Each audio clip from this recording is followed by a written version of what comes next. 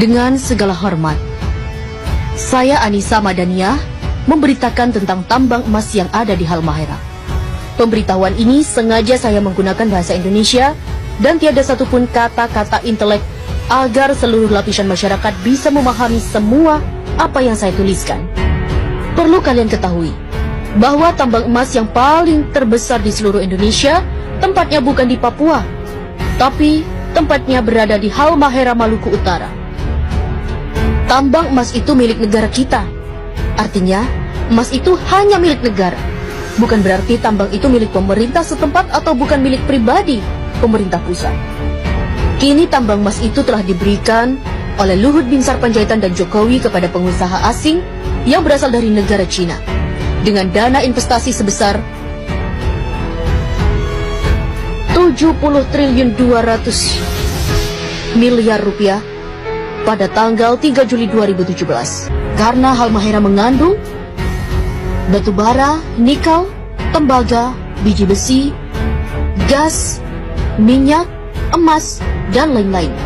Tambang emas di Halmahera potensinya lebih dari 5 kali lipat dari tambang emas yang ada di Papua milik Freeport. Tambang emas di Halmahera dirampok secara legal melalui pemerintah pusat, dan tambang itu dirampok oleh PT Nusa Halmahera Minerals dan PT Sanatova.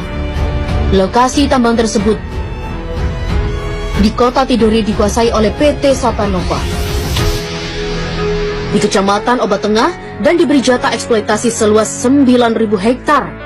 Dan potensi emas enggak bisa ditebak karena emas betat itu sangatlah banyak jumlahnya. Di bagian selatan Gosowong, Maluku Utara dikelola oleh PT Nusantara Nusa Halmahera Mineral. Pada tahun 2016, mereka berhasil mengantongi emas seberat 10 ton di Pulau Bacan, di Obi, dan di Kiowa. Ketiga lokasi ini, pasca pelantikan Gubernur DKI dan pasca pelantikan Gubernur Maluku, akan diberikan secara lelang pada pengusaha yang bermodal sangat besar. Ketiga lokasi ini belum dikelola. Lokasi ini berpotensi logam emas yang sangat melimpah ruah. Jika hasil tambang emas itu dibagikan kepada seluruh rakyat Maluku, maka provinsi akan menjadi nomor 1 terkaya di seluruh dunia. Tambang emas terbesar di dunia yang dimiliki di Indonesia adalah tambang emas Grasberg. Tambang ini berada di Provinsi Papua. Selain menjadi tambang emas terbesar di dunia, tambang ini juga menjadi tambang tembaga terbesar ketiga di dunia. Sayangnya, tambang emas terbesar di dunia ini tidak dikelola langsung oleh pemerintah Indonesia. Hak pengelolaan area tambang Grasberg ini dimiliki oleh Freeport-McMoRan Copper and Gold dengan anak perusahaannya, PT Freeport Indonesia, yang menjadi pengelola langsung dari tambang emas ini. Ketika pertambangan ini dibuka, hingga sekarang, pertambangan ini telah menghasilkan 7,3 juta ton tembaga dan 724,7 juta ton emas. Kalau itu dibagikan pada setiap masyarakat Indonesia, maka setiap masyarakat Indonesia bisa mendapatkan kurang lebih 3 ton emas per kepala.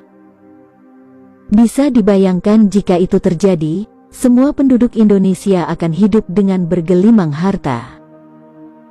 Arab Saudi, Amerika, China dan semua negara di dunia tidak akan bisa menyaingi Indonesia. Indonesia akan menjadi satu-satunya negara super kaya jika tambang tersebut dikelola sendiri oleh Indonesia dari awal. Pertambangan ini dikelola oleh Amerika. Dengan kesepakatan awal mula pengelolaan tambang ini, presentasenya adalah 1% untuk negara pemilik tanah dan 99% untuk Amerika sebagai negara yang memiliki teknologi yang melakukan pertambangan di sana.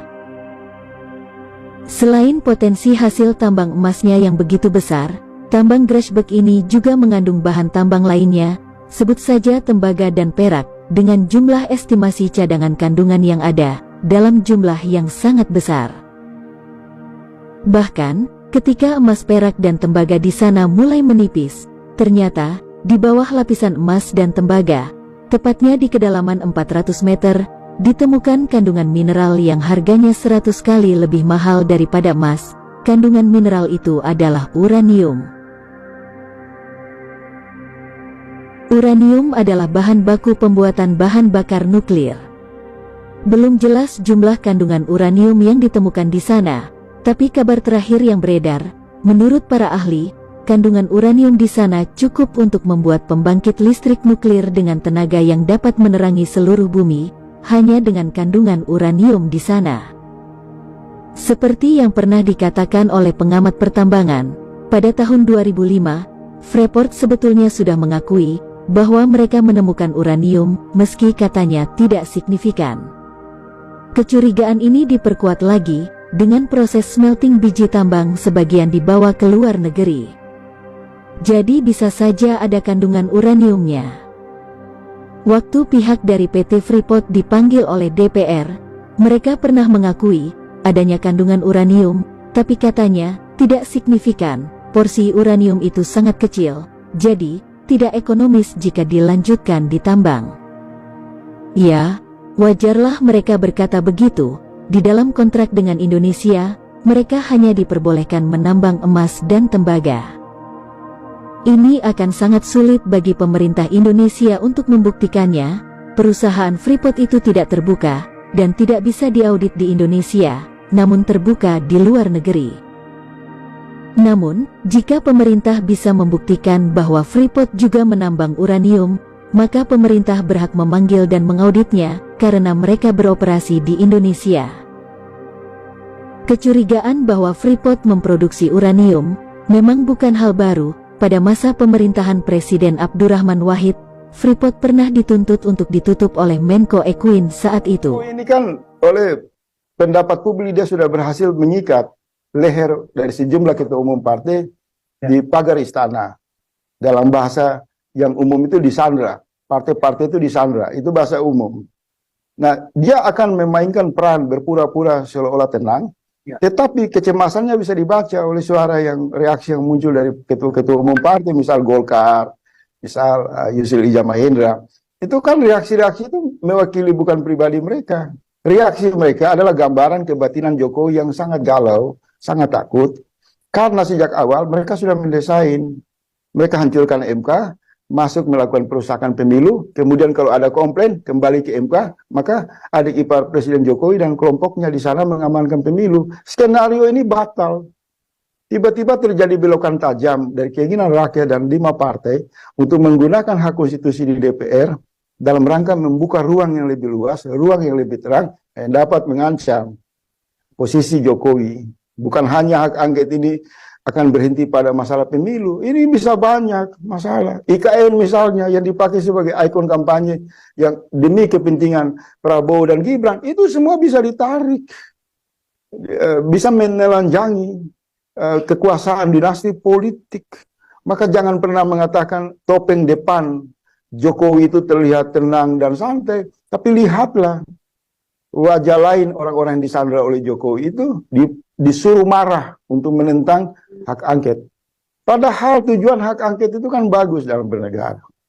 Kalau mereka berdiri sebagai negarawan, berdiri sebagai orang-orang yang menentang pencurian suara, kejahatan di dalam bernegara, maka panggilan hak angket itu adalah kumpulan dari orang-orang baik yang tujuannya untuk kepentingan memajukan bangsa dan negara. Karena apa? Hak angket itu akan membuka sisi gelap yang disembunyikan dalam permufakatan jahat, dalam kebijakan, dalam proses, dalam sistem.